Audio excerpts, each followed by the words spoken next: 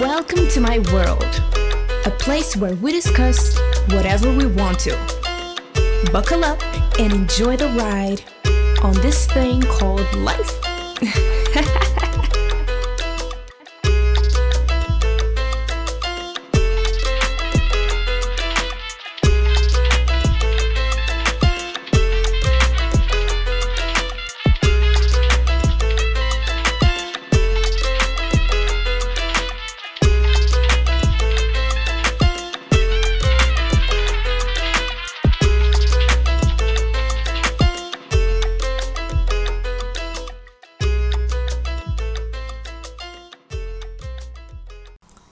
Hi you guys, how are you guys doing? First of all, I just want to say thank you. I want to say thank you because I have an incredible amount of downloads. And not only that, I have discovered that I have people from all around the world listening to me, listening to my voice. Australia, India, China, obviously United States and the UK, and I couldn't be more thankful that you guys are downloading, following me only after one episode. So I'm excited for us to dive into our second episode. And in today's episode, I will be reviewing Taraji P Henson's Around the Way Girl. I am so excited. I've been wanting to review this book for the longest of time. Taraji P Henson is just an brilliant actress. I have come across her work obviously through Cookie. I would like to believe it is her most famous work, but in reality she has done a lot of work herself prior to that job, obviously. And I would like to read a little bit of, her background work that is here written on the book. Taraji P Henson is an Academy Award and Emmy-nominated actress who stars as the iconic Cookie Lion in the hit Fox television series Empire, for which she earned a Golden Globe. She is the first African-American woman to win the Critics' Choice Award for Best Actress in a Drama Series. Her classic film performances include Yvette in John Singleton's Baby Boy, Shug in Hustle and Flow, Terry in No Good Deed with Idris Elba, NASA mathematician Katherine Johnson in Hidden Figures, and Queenie in The Curious Case of Benjamin Button, for which she earned a 2008 Oscar nomination. Born and raised in Washington, D.C., she is a graduate of Howard University and currently resides in Los Angeles. Wow, what a resume. And I believe she is now going to have a little bit of I think she's going to have her own show, like a Empire spinoff. So, congrats to her. She is brilliant, she's funny, she's strong. And throughout the course of this book, as I was reading it, I just couldn't help but admire her even more, reading her story, where she came from, her special relationship with her dad passing away, the raising of, a black child and a black man at that, the many challenges she faced as an actress, as an African-American woman, just all of that was just so inspiring. And that's what it's all about in this podcast. We are reading books that inspire us, and we are saying, you know what, if that person can do it, I can do it as well. So she starts the book pretty much explaining where she's from. Obviously, she was born in D.C., and she gives us a little bit of the background of her Empire character, Cookie. So I just want to read this little quote for y'all that resonates to her being very scared of the role. It was a very big role, very ghetto-ish role.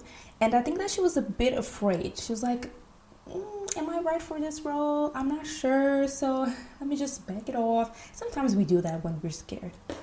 So she says, even today, when I taste fear on my tongue, it's my parents' example I draw on to help me swallow it whole. Nothing could have been truer than when my manager, Vincent, floated the script for Empire my way. I was scared to death of Cookie. After all, I'd been trying to escape the typecasting that had come from starring as a loud-mouthed, around-the-way baby mama Yvette in John Singleton's hit 2001 big screen hood tale, Baby Boy. Yet no matter how hard I tried to climb out of it, I'd been stuck in the muck and mire of screenplays that tried to resurrect that character. Yes, so bear in mind she had already starred in Baby Boy along with Tyrese Gibson, and that was a beautiful role.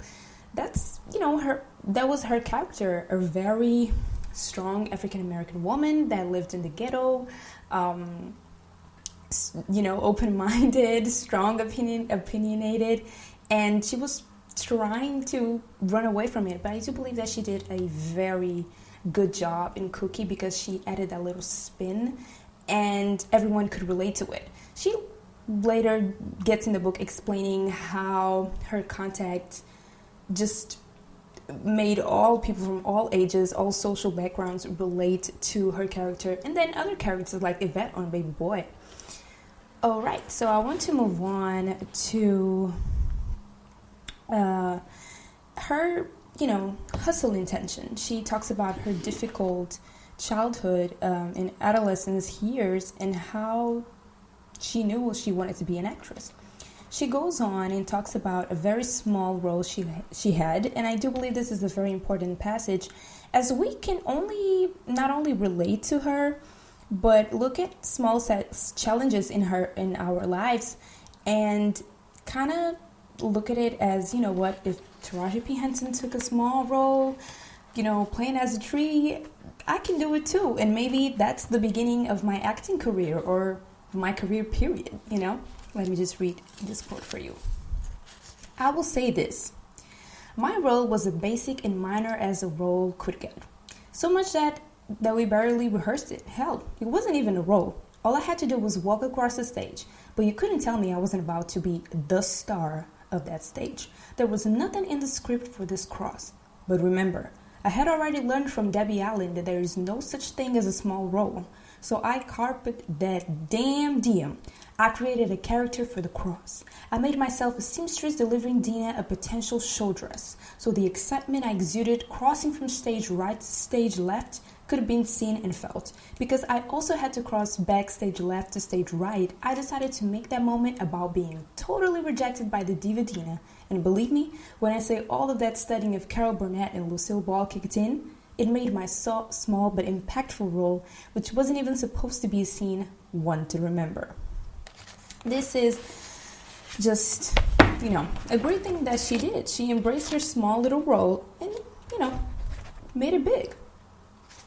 I want to also move on to, since we're talking about theater, obviously she didn't start, from scratch and then she became this huge star. Obviously she had to go through a few trials and tribulations. And I feel like there's a saying of, luck meets opportunity. And it's not really luck, it's preparation. Preparation meets opportunity. So if you are at the right place, but you have done the work, that's like, 50% of the job that you have already done. And I feel like this great passage that she describes, that she was at the right place at the right time and she had done the work. So she says, when I wasn't working on my role, I was still prop mistress, but I continued studying everyone else's roles too. I knew every line, every song, every stage direction, where every prop lay. When a fellow student with a key role as a singer in the opening of the play had to drop out, I was ready. Professor Malone took the stage to announce her part was opened, and I jumped at the chance to play it. I got it. I can do it. I shouted, raising my hand like some nerd eager to answer the teacher's question. Professor Malone shook his head, looked me up and down, and smirked. Well, you better get your heels and come in here tomorrow ready to show me what you got. I have my heels right here, I said, reaching down into my knapsack. All right, then get your ass up in here and sing the song, he said. How crazy is that? You have to have a lot of courage to do that. And reading this book, I can just tell she is, I don't know what sign she is, but she is definitely strong and definitely confident and ready to show up and show out. Okay? She also talks a lot about her first love, Mark, who later on, passes away. He believed was killed, and she talks about this first love as a beautiful experience, as a, very beautiful black man that she fell in love with, and how it was just a beautiful experience until it wasn't. Until she knew that the narrative she was playing, was just like another narrative, another bad story, and she had to end it. She knew this before she had, her baby boy Marcel. But I just wanted to dive into this specific, quote, because I feel like it's really, really important. Made me resonate with her and possibly with you too. The truth is, we were very much like the main characters in Baby Boy, the movie in which Jodie, portrayed by Tyrese Gibson, and Yvette, my character, consistently struggled to overcome issues with infidelity, commitment, single parenting, and immaturity. But unlike in the movie, in which Jodie gets himself together, gives up his immature ways, and commits to being with Yvette and their son, ours was not a happy Hollywood ending. The truth is, Mark wasn't through breaking my heart, and to this day, I am still recovering. The hard truth is, I allowed it all.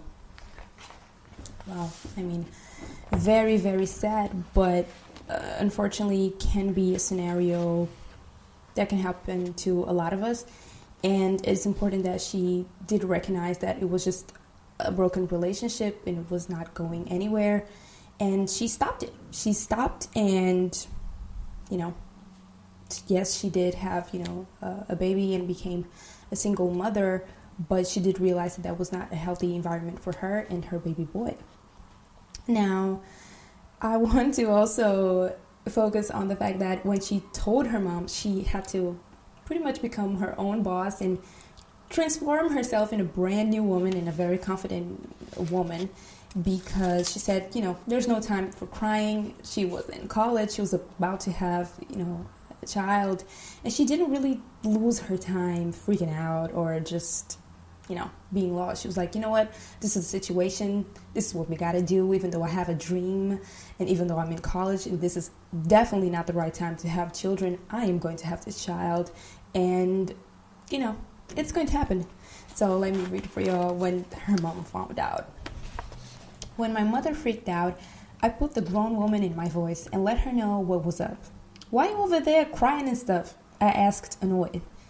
I can have negativity. I won't have it. This baby is not a disease. You're up here acting like I'm 15 in high school. I'm 24 years old, in college, paying my own way, and I'm on the dean's list. There are other things you could be freaking out about. This ain't it. I don't need anything from you except your unconditional support. I'm having a happy, healthy baby, and I'm thrilled about it. And if you and your family aren't down for that, I'm not coming around. I thought she was going to come out of the phone and choke me. You don't talk to black moms like that.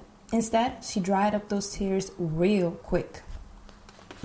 So, yeah, again, great example of just human stamina. A lot of courage and a lot of growing up, which she obviously had to do.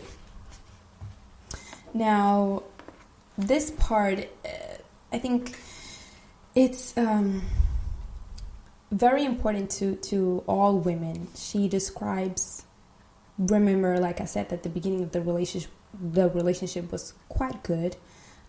She had butterflies. She was in love with this wonderful man. But then as the relationship grew, they had their issues. Now, she does explain that one time she had a physical fight with the father of her child, and that it was a very pivotal moment because she didn't recognize him, but she did know that if it happened one time, it could have happened other times. So she wanted to prevent that. And I think that the way she described the situation without hurting his image and protecting his image as well, because he's no longer with us, was a very beautiful thing.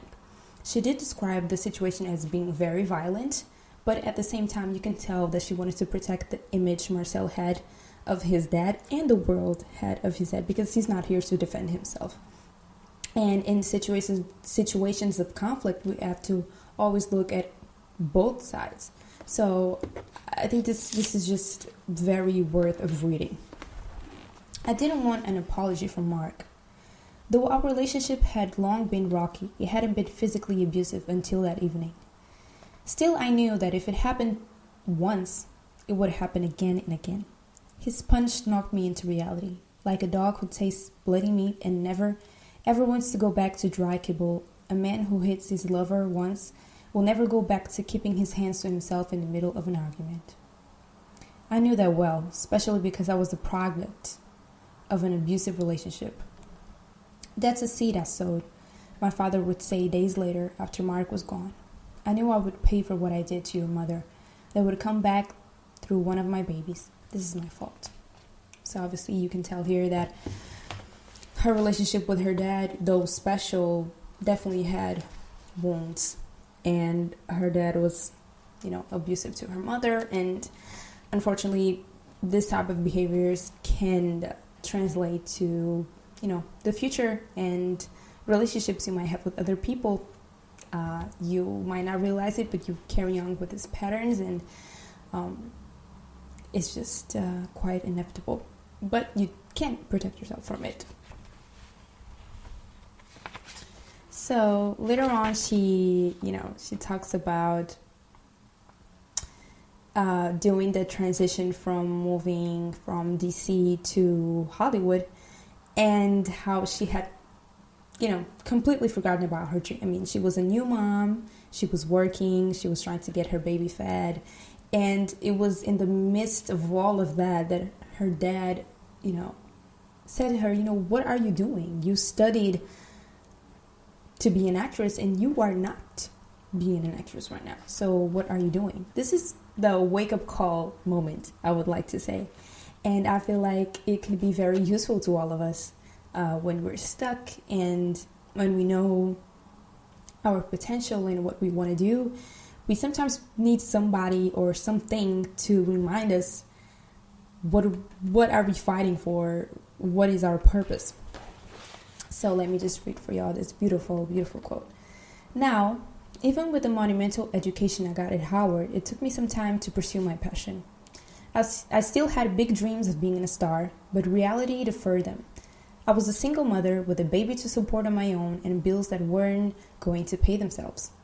I was pulling shifts and making enough money to get back on my feet again, and eventually I would stack enough cash to buy myself a little townhouse somewhere down the line and live a decent life raising my son.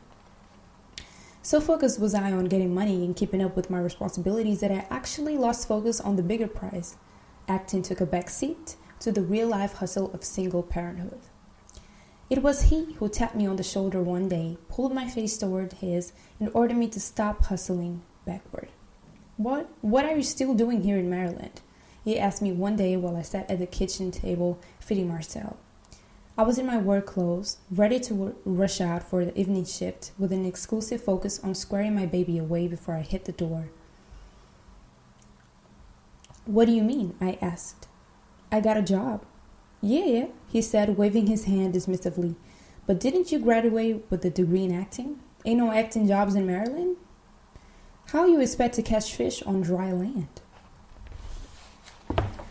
It speaks for itself, doesn't it? And then her arrival at LA, which was scary enough back then, imagine it now.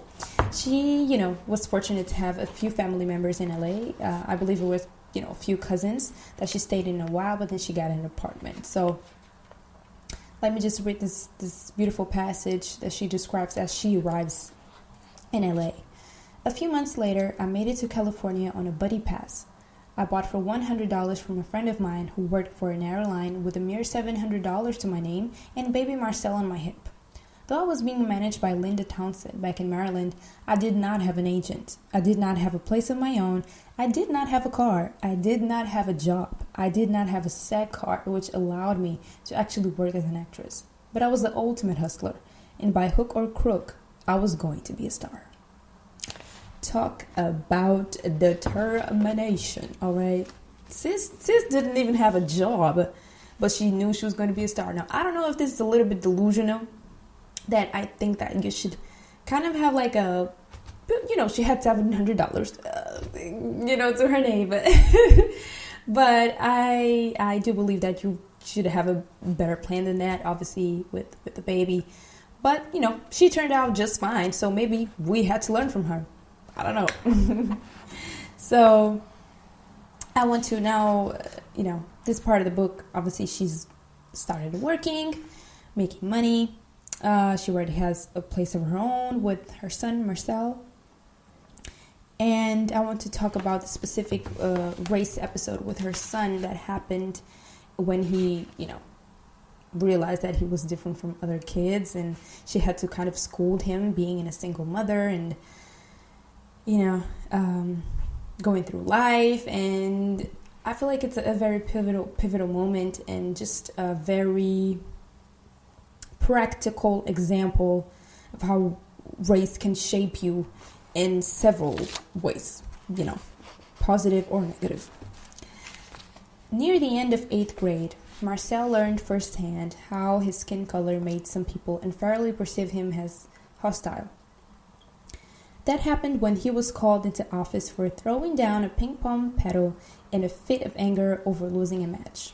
The paddle popped up and it accidentally hit a fellow classmate.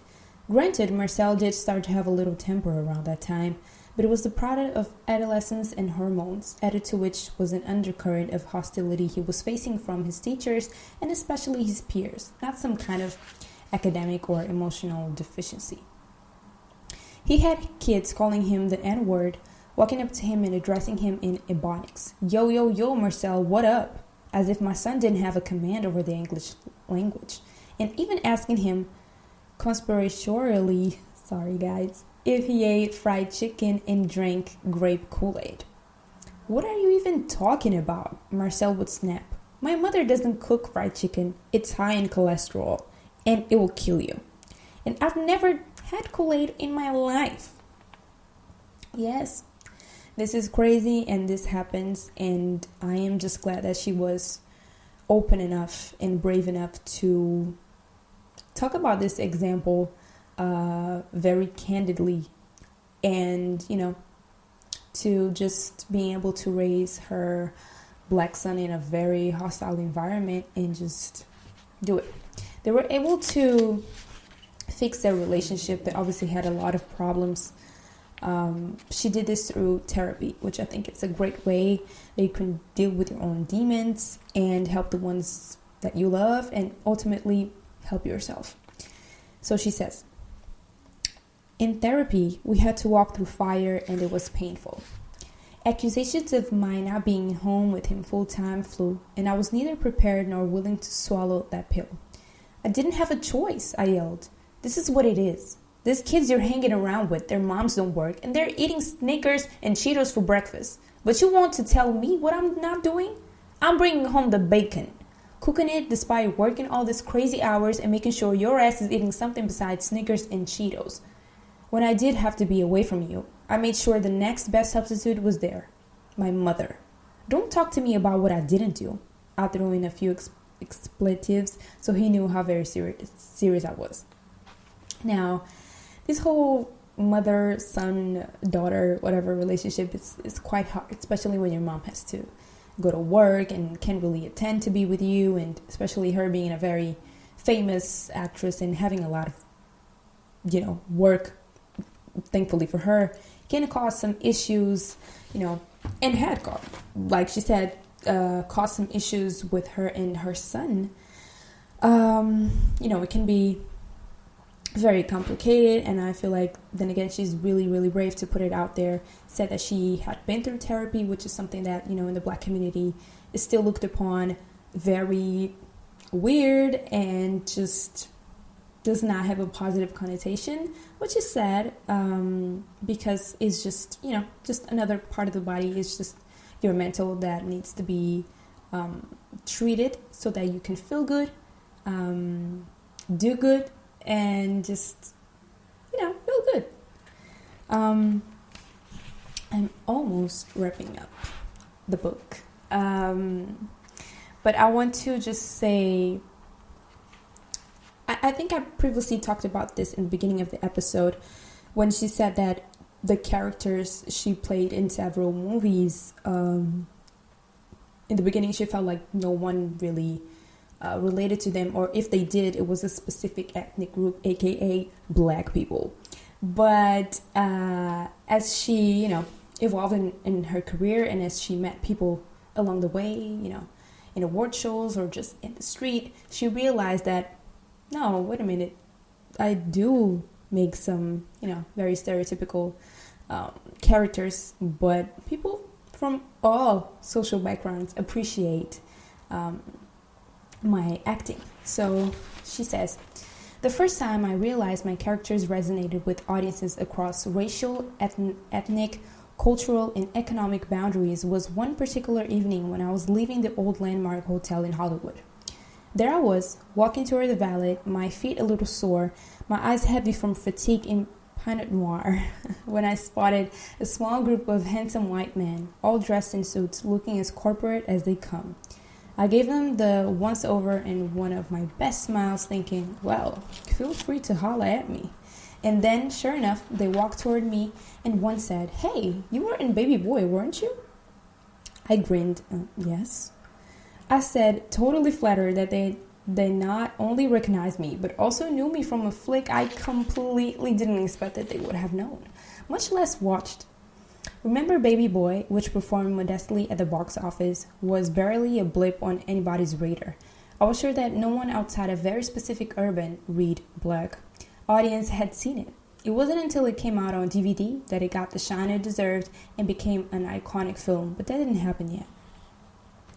I feel like this is super important, especially now with Netflix and all these beautiful platforms that are now putting more inclusive characters, more diversity, that it's about time. It's about time we get recognition, and it's just beautiful to watch.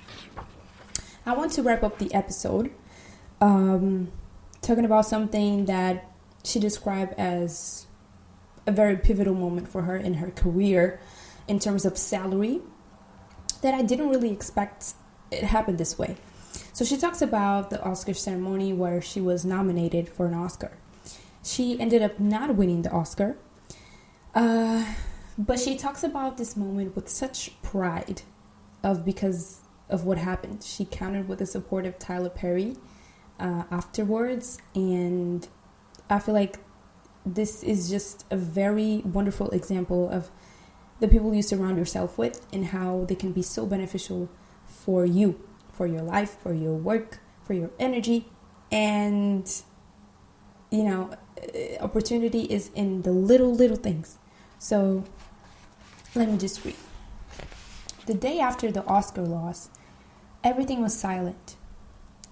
There was nowhere to be, nothing to do. My phone wasn't ringing. It was as if the entire world had stopped spinning and everyone who had been sticking a microphone in my face, calling my name and begging me to stand in the bright lights had completely forgotten about me. I welcomed the solace. Nothing made me happier than to take a beat to lay around the house in complete solitude. Still, I smirked just thinking about the hoopla, the farce of it all. On that quiet day, the only person to reach out to me was the director Tyler Perry, with whom I'd partied like it was 1999 at the Prince Oscar party the night before. He called to see how was I doing after the loss, but also to put your go to work. His offer, a starring role in his 2009 movie I Can Do Bad All By Myself, in which I played April, a lounge singer who reluctantly becomes a surrogate mom to her sister's 3 kids. I was grateful for the work, but even more, I'm grateful to Tyler for putting me on the road to being paid my worth.